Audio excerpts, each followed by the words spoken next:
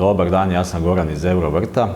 Danas ćemo vam pokazati kako se pravilno pali pila Stihl-ovka MS182C. 182C ima dodatnu oprugu na starteru, što je smanjeni otpor na užetu, to jest olakšano je paljenje.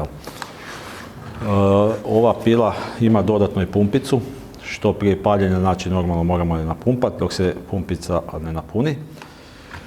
Zatim stisnemo gas, donja pozicija je čok, povlačimo 2-3 puta dok se pila ne javi. Kada se javi prebacujemo u polučok, povlačimo uže, kada pila opali radit će pod povećanim gasom, ostaviti 20 sekundi da se motor zgrije i kad stisnemo gas automatski prebaci na radnu poziciju.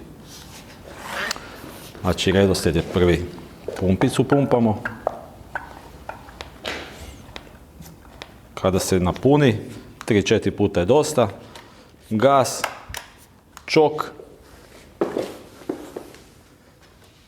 i nema potrebe za jakim povlačenjem jer je stvarno otpor jako mali.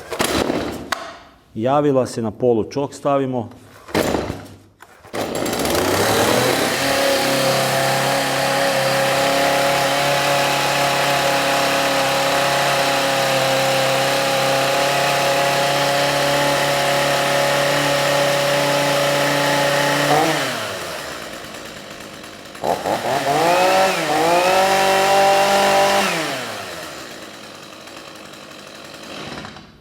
I gore je, znači gasim je i također se automatski vraća na radnu poziciju. Dok je pila topla,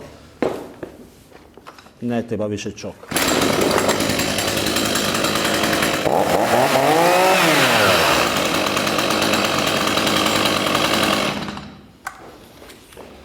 Hvala na slušanju i vidimo se u Eurovrtu.